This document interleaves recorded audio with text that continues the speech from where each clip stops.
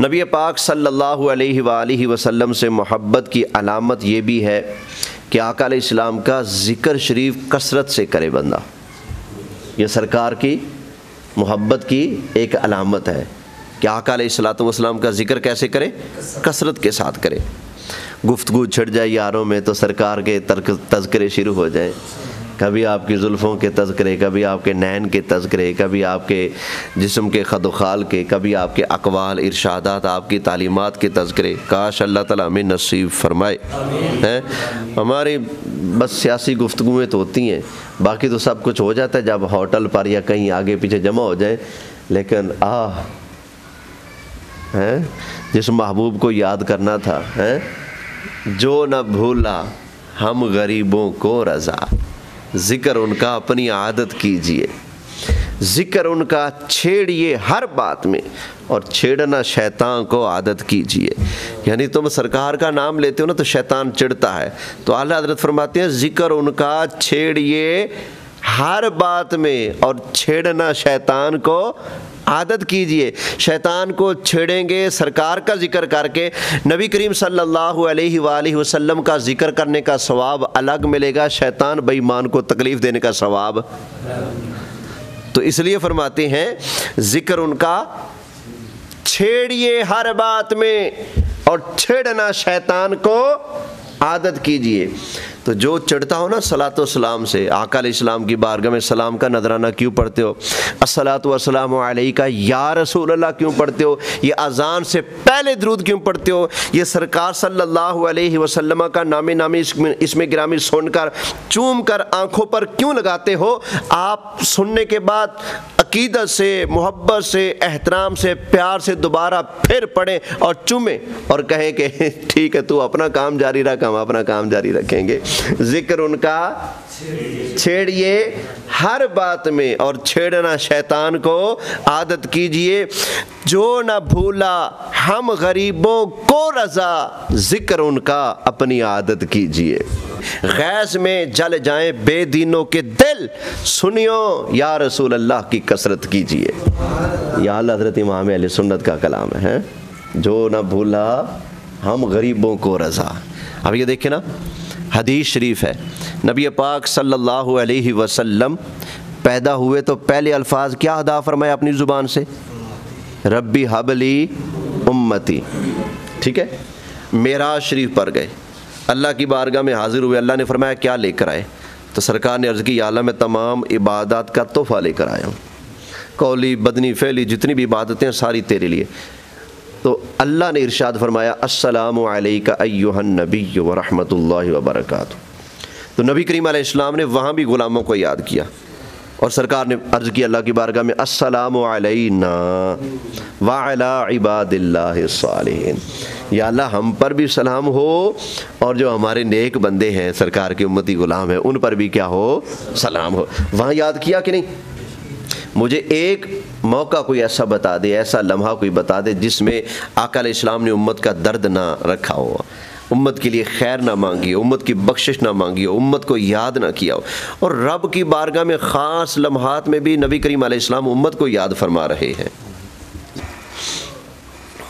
کون سا لمحہ ہے، کون سا موڑ ہے جہاں آقا علیہ السلام نے امت کو یاد نہیں کیا؟ نبی پاک علیہ السلام قرآن کی آیتیں تلاوت فرما رہے تھے. قرآن کی تلاوت کرتے کرتے نا حضرت ابراہیم علیہ السلام کا ارشاد سرکار نے پڑھا، ان تعذبہم فانہم عبادک.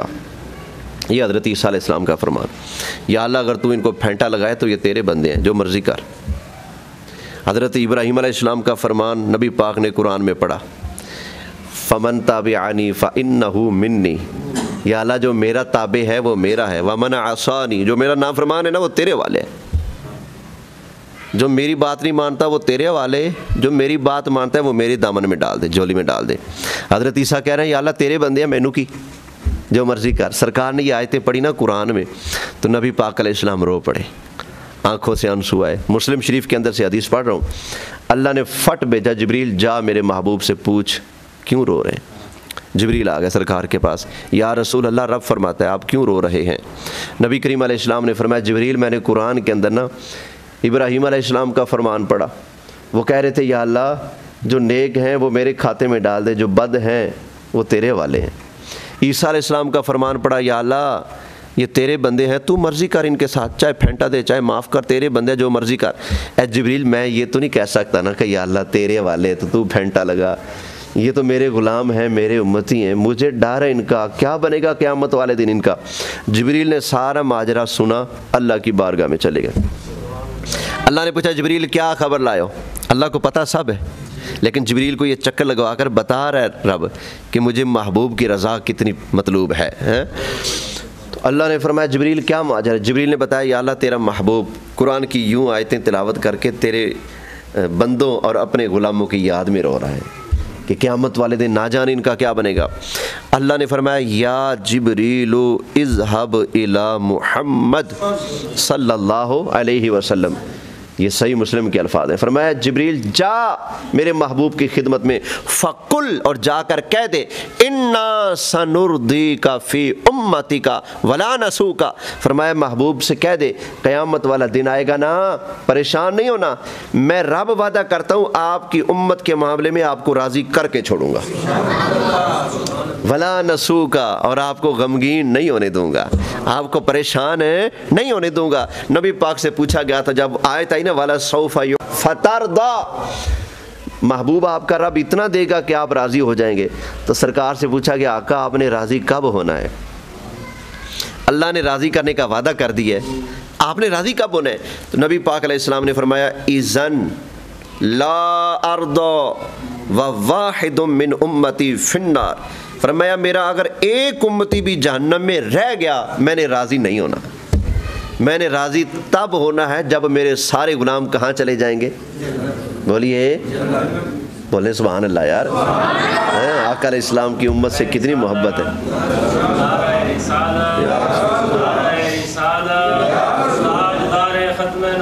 زندہ باد۔ تو اللہ حضرت فرماتے ہیں جو نہ بھولا ہم غریبوں کو رضا، ذکر ان کا اپنی عادت کیجیے، ذکر ان کا کوشش کیا کریں، گاہے گاہے باتوں باتوں میں بہانے سے پیارے آقا صلی اللہ علیہ وآلہ وسلم کا تذکرہ ہو۔ خیر، نبی کریم صلی اللہ علیہ وآلہ وسلم سے محبت کی ایک علامت یہ ہے کہ آقا علیہ السلام کا ذکر کثرت سے کرے گا حضور سے محبت کرنے والا، اور درود شریف کی کثرت کرے اور نام پاک لکھے تو اس کے بعد صلی اللہ علیہ وآلہ وسلم لکھے۔ یہ بعض لوگ نا درود پاک کی جگہ عین لکھ دیتے ہیں، اور قاسم نانوتوی نے تو نئی بدعت ایجاد کی، وہ درود پاک کی جگہ صاد لام عین میم لکھتا تھا، صاد لام عین میم، اس کی تعذیر الناس اٹھائیں، کہیں بھی آقا علیہ السلام کے نام کے ساتھ درود پاک نہیں لکھا ہوا، بلکہ جہاں بھی آپ کا نام آیا آگے صاد لام عین میم لکھ دیا۔ بھائی صاد لام عین میم لکھنے کا ٹائم ہے، صلی اللہ علیہ وآلہ وسلم لکھنے کا ٹائم نہیں ہے۔ نبی پاک علیہ السلام فرماتے ہیں جس نے کسی کتاب کے اندر مجھ پر درود پاک لکھا، جب تک وہ درود پاک لکھا رہے گا فرشتے لکھنے والے کے لیے بخشش کی دعا کرتے رہیں گے۔ تو یہ بھی تو کتاب لکھی نا کسی نے، یہ ہمارے اہل سنت کے بڑے پیارے مفتی صاحب ہیں، مفتی محمد اسلم رضا صاحب، انہوں نے کتاب لکھی اسلامی عقائد و مسائل، جہاں بھی ہمارے لجپال آقا مولا صلی اللہ علیہ وآلہ وسلم کا نام آئے وہاں درود پاک ضرور لکھا ہے، اور یہ اعزاز سنیوں کا حاصل ہوتا ہے۔ کتابوں میں بھی جگہ جگہ درود ہم لکھتے ہیں، روٹی سے پہلے، کھانے سے پہلے، ختم سے پہلے، دعا سے پہلے، اذان سے پہلے، اقامت سے پہلے، بہانے سے یوں بھی درود پاک پڑھتے بھی ہم ہیں، لکھتے بھی ہم ہیں الحمدللہ۔ کئیوں بیچاروں کو نہ لکھنے کا موقع نصیب ہوتا ہے نہ پڑھنا نصیب ہوتا ہے، الٹا بادشاہ سلامت بن کے سینہ تان کر روکنے کے لیے آ جاتے ہیں۔ بد نصیب ہو کس لائن پہ چل پڑے۔ نبی پاک تو فرماتے ہیں صلی اللہ علیہ وسلم، فرمایا جس کے سامنے میرا ذکر ہو اور وہ مجھ پر درود نہ پڑھے اس کی ناک خاک آلود ہو جائے۔ فرمایا جو مجھ پر درود پاک پڑھنا بھول گیا وہ جنت کا راستہ بھول گیا۔ فرمایا لوگوں میں سب سے بڑا کنجوس وہ ہے جس کے سامنے میرا ذکر ہو اور وہ مجھ پر درود پاک نہ پڑھے۔ اب بتاؤ سنی جو ہیں یہ کنجوس ہیں یا سخی ہیں؟ بولے الحمدللہ سنی سخی ہیں۔ اور جو پڑھتا نہیں بلکہ پڑھنے والوں کو روکتا ہے وہ کنجوس کیا مکھی چوس ہے، اتنا بڑا کنجوس. کیونکہ نبی پاک نے فرمایا سب سے بڑا کنجوس کون ہے؟ جس کے سامنے میرا ذکر ہو اور وہ مجھ پر درود پاک. اب یہ دیکھنا اذان میں سرکار کا ذکر ہے کہ نہیں؟ اشہد ان محمد الرسول اللہ ہے کہ نہیں؟ تو ہم نے کہا اذان میں سرکار کا نام آ رہا ہے تو ہم برکت کے لیے درود پاک پہلے پڑھ لیتے ہیں اور پھر ہم بعد میں پڑھتے ہیں. کیوں؟ مسلم کی حدیث ہے، نبی پاک نے فرمایا جب مؤذن اذان کہے جیسے جیسے وہ پڑھتا جائے تم بھی پڑھتے جاؤ. جب اذان ختم کر لے فرمایا وسیلے والی دعا بعد میں مانگنا، مجھ پر درود پہلے پڑھنا. کہتے ہیں جی درود پاک اذان سے پہلے نبی پاک نے آرڈر دیا ہو، دکھاؤ. چلو بعد میں تو آرڈر دیا ہے نا، وہ پڑھتے ہو نہ، تم بعد میں پڑھو نہ پہلے پڑھو. پتہ چلا تمہیں آرڈر سے غرض نہیں، تمہیں اپنی انا سے غرض ہے. مرزا انجینئر جو ہے جلم والا، اس نے ایک دیوبندی عالم سے پوچھا تم حنفی ہو؟ اس نے کہا جی بالکل ہم حنفی ہیں. اس نے کہا پھر تمہاری کتابوں میں لکھا ہے نبی پاک صلی اللہ علیہ وسلم کا نام آئے تو چومنا ثواب کا کام ہے. فقہ حنفی کی کتابیں بھری پڑی ہیں، پھر چومتے کیوں نہیں؟ وہ کہنے لگا ہم چومتے اس لیے نہیں کہ دوسرے سنی بریلوی چومتے ہیں. ہماری ضد میں نہیں چوم رہے، وگرنہ کتابیں کیا کہتی ہیں؟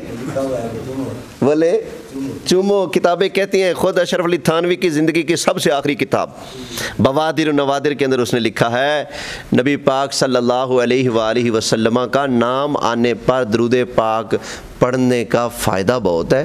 کیا آنکھیں خراب نہیں ہوتی؟ عبدالستار تونسوی نام سنا تھا نا، بڑا تکڑا مناظر تھا اس دھڑے کا. اس کا استاد ہے عبدالشکور لکھنوی، اس کی کتاب ہے علم الفقہ، میرے پاس موجود ہے. باب الاذان کے اندر اس نے صاف لکھا ہے نبی پاک صلی اللہ علیہ وآلہ وسلم کا نام سن کر انگوٹھے چوم کر آنکھوں سے لگانا درود پاک پڑھنا بڑے ثواب کا کام ہے. یہ بعد والے کیوں نہیں چومتے؟ حالانکہ ان کے ابے بزرگ لکھ گئے، کہتے ہیں ہم چومتے اس لیے نہیں کہ یہ لوگ چومتے ہیں. بھئی ہماری ضد کے اندر آ کر مسئلے تو نہ بگاڑو نا.